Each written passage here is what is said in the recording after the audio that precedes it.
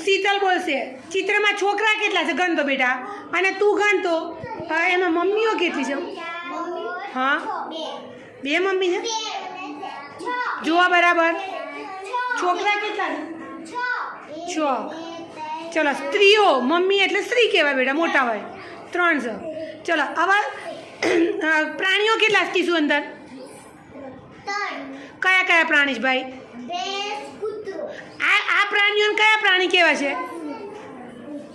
બોલો આપણે પહેલાં બાલવાટિકામાં શીખી ગયા હતા જે ઘરે રહે કેવા પ્રાણી કહેવાય બેટા યાદ કરો ભાઈ